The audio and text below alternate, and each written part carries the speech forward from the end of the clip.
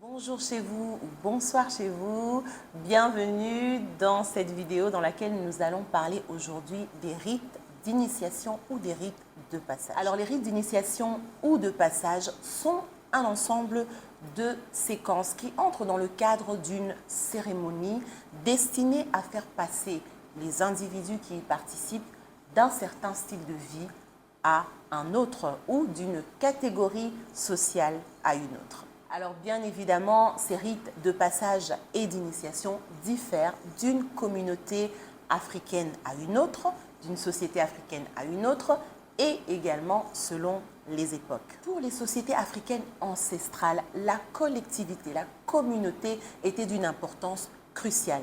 Il fallait alors que chaque individu soit marqué par le sceau d'appartenance à cette communauté ou à cette congrégation. On peut classifier les rites de passage et d'initiation en 3 étapes. La première étape va être celle de la séparation ou l'étape du préliminaire.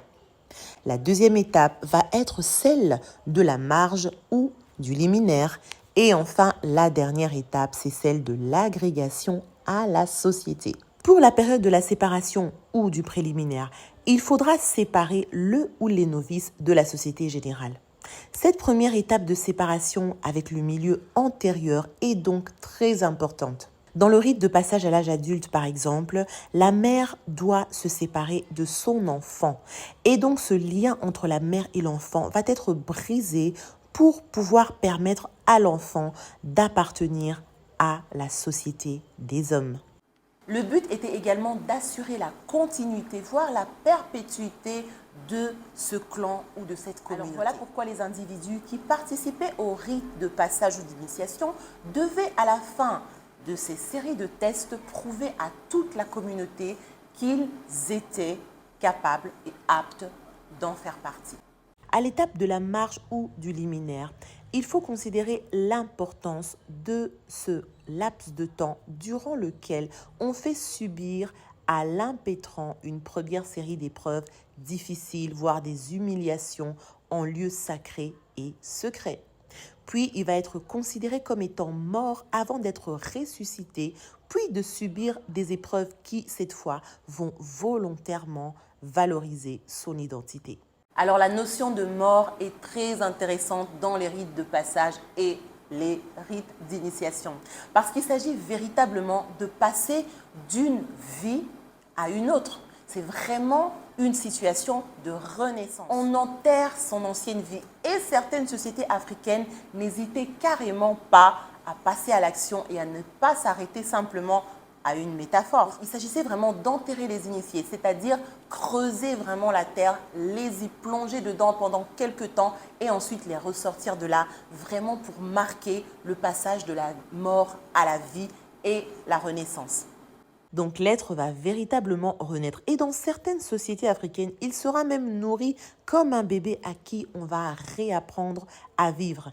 Mais il va devoir vivre autrement que pendant l'enfance. En ce qui concerne les rites mortuaires, on avait plus de joie à les pratiquer lorsque les défunts avaient atteint un certain âge. Donc on était content quand un vieillard ou une vieille femme avait atteint un nombre assez élevé d'âge que pour aller mourir en paix et donc passer du monde des vivants au monde des morts. Et lorsqu'une personne ne mourait pas de vieillesse, on considérait qu'il s'agissait souvent d'une mort prématurée et causée par un élément néfaste. La notion de courage revenait souvent dans ces rites d'initiation. Il s'agissait de montrer que l'on était un individu assez courageux que pour surmonter aux nombreuses épreuves, tant familiales que sociétales.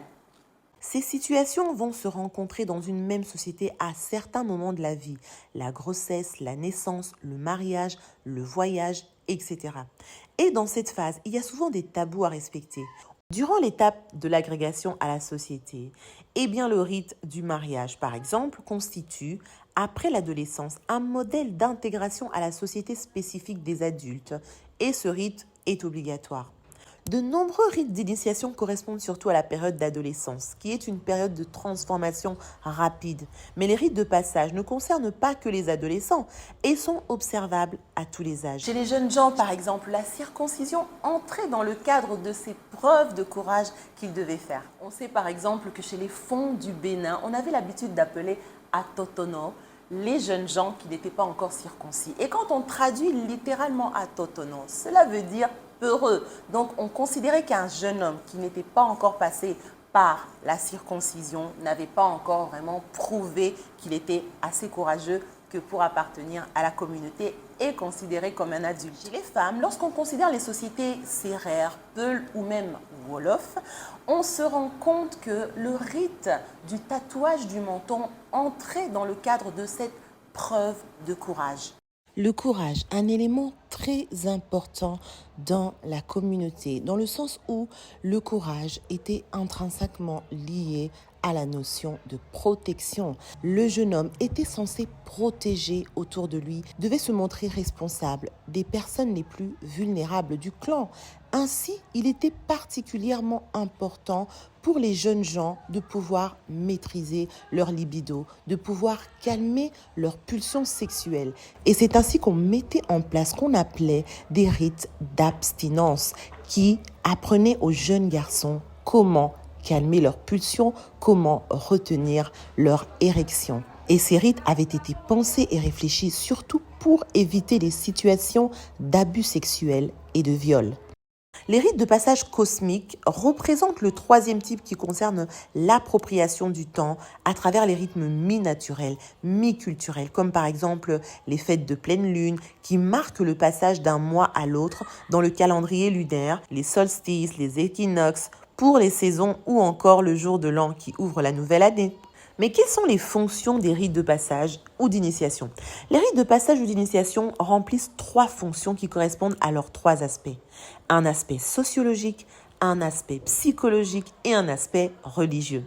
Sur le plan sociologique, les rites de passage ont une évidente fonction de détermination des statuts. Donc la société va imposer que le statut de chacun soit rendu public, d'où le côté contraignant des rites de passage. Car même si cette contrainte est intériorisée par l'individu, elle doit être montrée publiquement. La tradition le veut. Il faut se marier, il faut faire des offrandes, etc.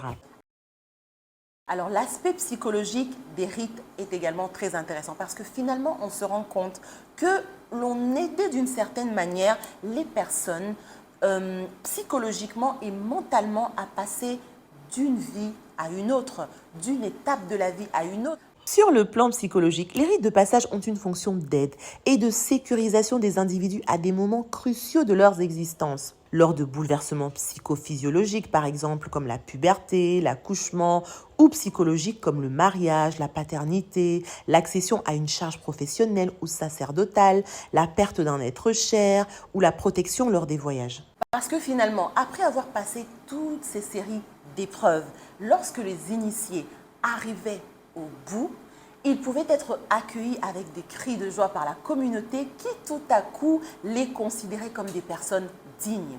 Et cela évidemment agissait sur la psychologie des initiés, puisqu'ils se disaient qu'ils étaient des personnes de valeur, dignes d'intégrer leur clan ou leur communauté. Les rites de passage ont aussi une fonction religieuse qui réside dans le fait de donner un sens à la vie, à la mort et au monde. En fait, c'est un besoin universel que de rendre le monde signifiant.